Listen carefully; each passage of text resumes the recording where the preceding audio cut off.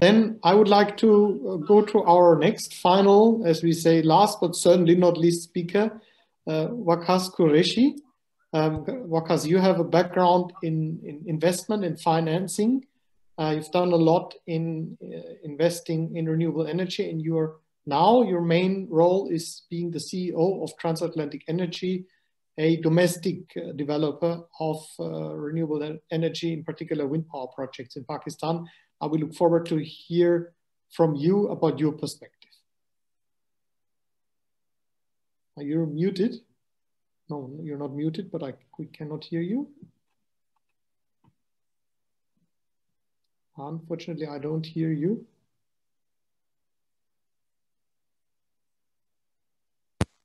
Hi, Stefan, can you hear me now? Yes, not very loud, but... Okay, could you hear me better? If you speak louder, maybe...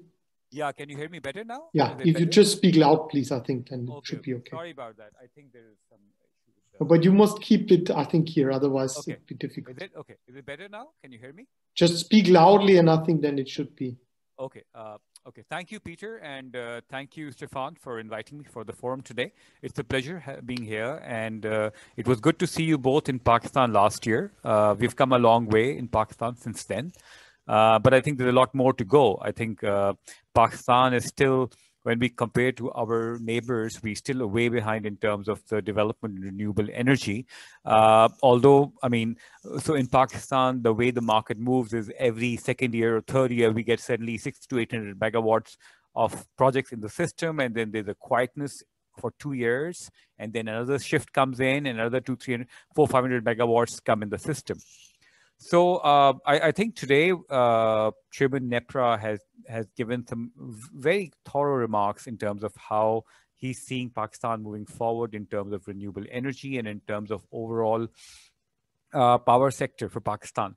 I think while we take some very good points, and we feel that as an investor in Pakistan and as a developer of wind power in Pakistan, I do appreciate the amount of work that the NEPRA is doing in Pakistan in terms of bringing out renewable energy for the future and for the current projects.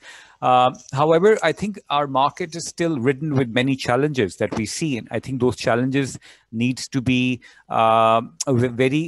be focused by the government, and those challenges needs to be addressed. So because when any investor that comes into Pakistan, they want a certain profile of the environment where they are going to invest for the next 20 years. These are the long-term projects that we are investing in. So I want to highlight some of these points that I think are critical for any investor to look at Pakistan, and what we are seeing today in Pakistan. I want to relate it to that, and perhaps, unfortunately, the chairman is no more here, but hopefully if he sees the following YouTube videos later, then they will get our message as well in terms of what the investors are looking for, because I think while the current government is emphasis on the price to bring the renewable down, but the true price can only come when you have an environment where you have a lot of investors coming in and taking interest in the market.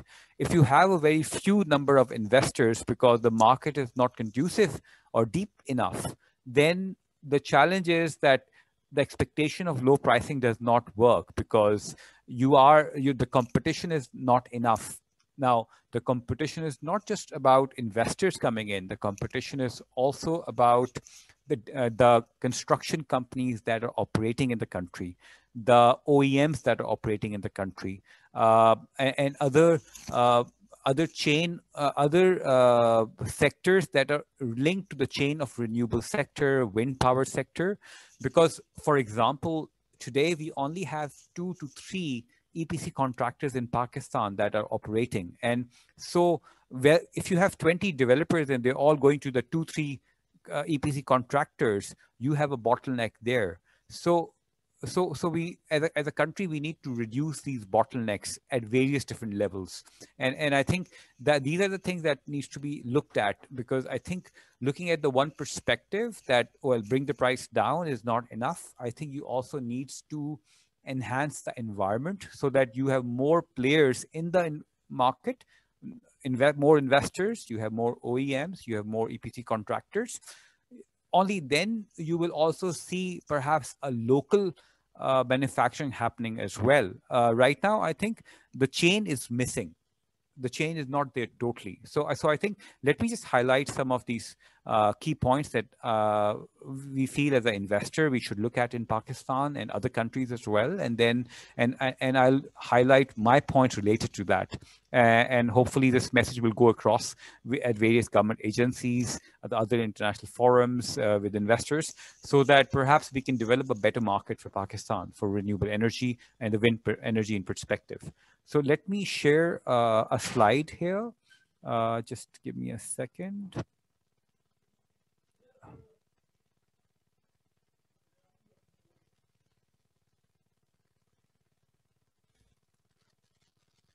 Okay, hold on.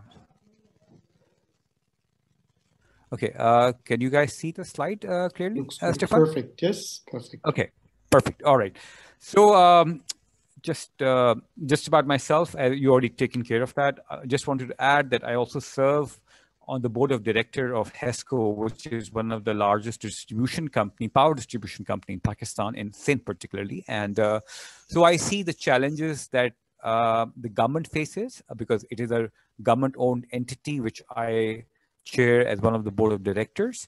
And hence I do see various challenges at government level, that being a private sector person looking in the government sector entity, what sort of challenges there are. I mean, and there are numerous challenges. I mean, not just, there are no minor challenges, I must say. And going forward, one of the big challenge for the government is going to be when they're moving to a competitive open market, like CTCBM, where they should be a private buyers and they're private sellers, then there has to be addressing of these challenges, like how the distribution companies are going to operate, what model they're going to work on. So these are going to be the challenges in the future, and that will also give comfort to the investors when they come in. So when you look at any market, and particularly we're going to talk about Pakistani market here into the context of Pakistan, the first top thing is political stability. And in Pakistan, just to give you a background, I think before this current government of Imran Khan came, the political stability was there, but renewable was totally closed down. So I think one of the biggest clauses that I have for this current government is the fact that they have actually opened the door for renewables, which was closed and shut earlier. So I think this government has come a long way in terms of promoting renewables. As the chairman also mentioned, we already have about 600 megawatt in construction right now. And I think I mean, yes, we do see off and on political slogging and all those things, but I think overall our political stability is very much there. There is a strong cohesion between the political government and the establishment and the army. So I think we are on a stable path. However, due to the COVID, the economic stability has not been as good as it should have been, because our current growth rate is a negative. But this has been a phenomenon all over the world, and I think in the near time this will probably subside. I think hopefully we all are waiting for that miracle vaccine to come around, and once that happens, then voila, it's going to be a strong growth rate everywhere. I wish that was the case, but I think it's going to be slow. But yes, I think we're going to get that political economic stability post the COVID era.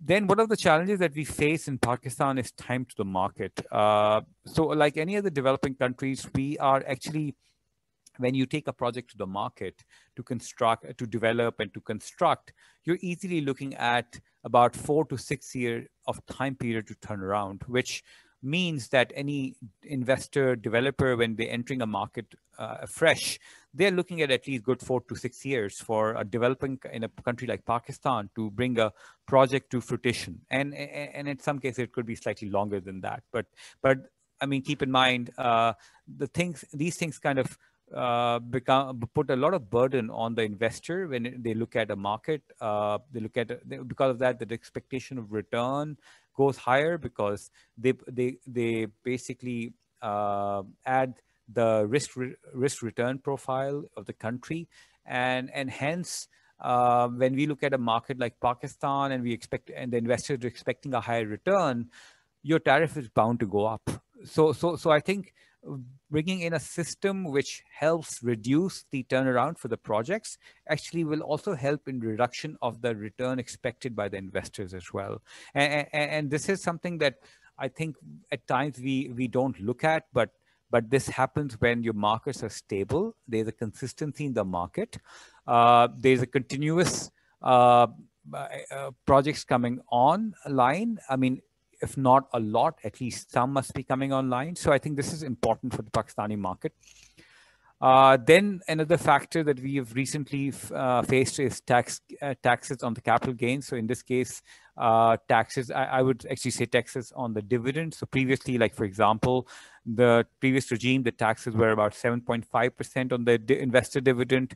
Now it has come up by 15%. So again, you got slashed over there because those taxes are not accounted for in our tariff. So they are apart from the tariff. So hence, I think this is again where NEPRA should be looking at that. Why? Because it's not it doesn't fall in the tariff, but at the end of the day, it does hit investor on his return, and hence investor would want a high return because of that. Resource availability. Now, Pakistan has great wind resource. We all have seen the Sindh province have now close to 2,000 megawatts of wind projects in construction and in operation. And there's a resource for another good 10 to 15,000 megawatts. And however, if you look at other areas of Pakistan, like Balochistan, which unfortunately doesn't have a great interconnection with the rest of the country, but the resource potential is even higher over there. So, I mean, when you talk about capacity factors, so if let's say the Sindh province is currently giving you a 38% capacity factor, you're looking at 40% plus capacity factor in Balochistan area, which also will help again reduce your tariff as well at the same time. So I think the investors should not just start looking at the Sindh province, but should also look at the Balochistan provinces as well for the future projects in Pakistan. And I think this is again a big resource in Pakistan which has been untapped so far.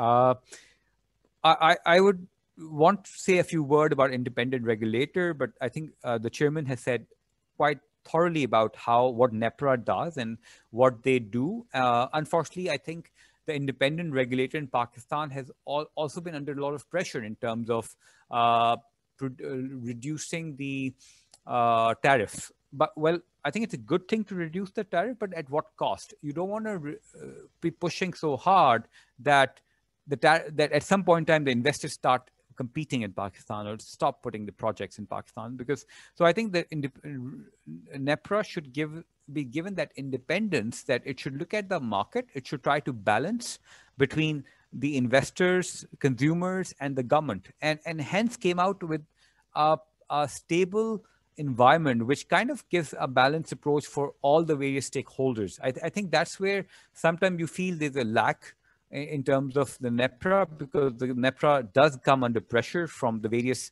government sides, and hence I think this is where a more independence perhaps should be exercised by NEPRA. Market predictability is a very important thing for any investor to be investing in Pakistan. So in Pakistan, for example, we are now looking at a market where CTCBM, whereby like in European market, there should be independent buyers and independent sellers.